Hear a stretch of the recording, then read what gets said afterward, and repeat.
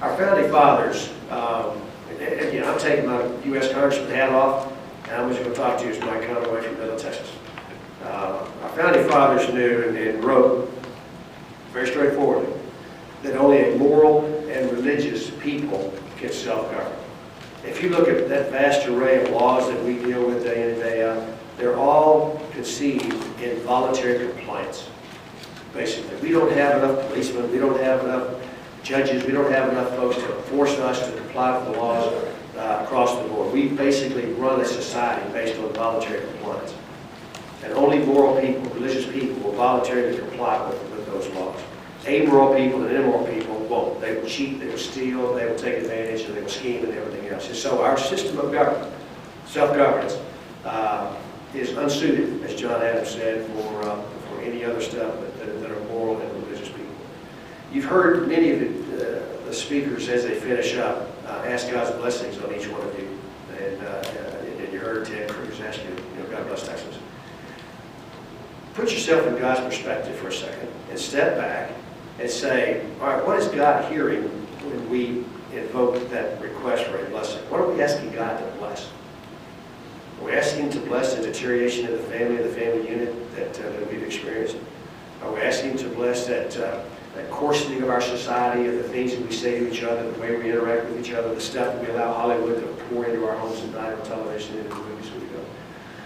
Either side of the issue you're on, are we asking Him to bless an abortion industry that's killed 60 million babies in 40 years?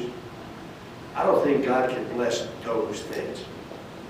America, I'm proud to say, has been a force of good in this world for the last 100, 150 years. It's unparalleled in the history of man. And that's come because God's blessed us with all the things that we've been blessed with. He's used this country for the good for this world. I think He has that same role for us going forward. I think God wants to continue this American dream, the protection of liberty, the protection of freedoms around the world. That storehouse of protection is here in this country. But only a moral people can do that. If you're much of a student of the Old Testament, you know that God would, as He treated this nation of Israel, if they would have their hearts right with Him and were working the way they were supposed to be, living by His tenets, things would be fine. But then it would be within a generation or so, and they would be back off into the valley of debauchery and just be tourist stuff. That God would use horrible things to turn the hearts of that country back to Him. Terrible things. Well, that's the model. And I don't think God's out of that business. I think He wants to use this country, but He's going to have to use this country with their hearts turned back to Him.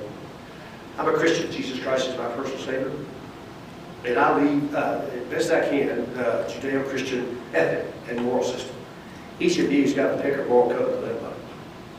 And when you get to pick that, but you got to live that moral code.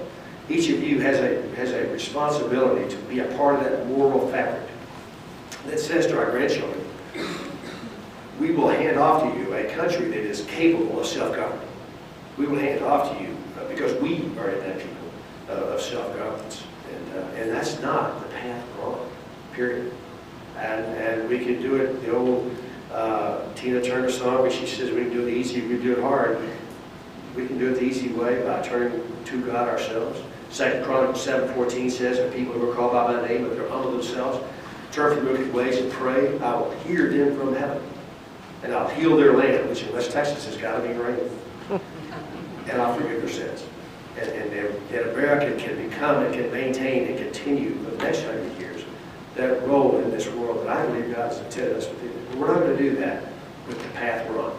So if you don't remember anything else that I said today particularly, or whatever, just know that, examine that. The next time you hear and sing God Bless America, the wonderful anthem, the next time, here in a couple seconds, when I ask God's blessing on each one of you, think about what we're asking God to bless.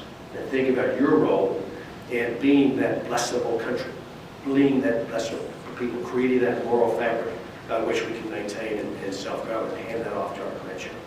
Again, Phil and Jim, thank you very much for what a wonderful day today. It's a very timely topic that couldn't have been better arranged. Thank each one of the presenters, each one of you for sitting in those chairs for all these hours and a half. Looks like they yap at you for about 8 hours. And I've gotten an awful lot out of this. Again, thank you for letting me be a part of it. God bless each one of you. God bless Texas. And may God bless this country.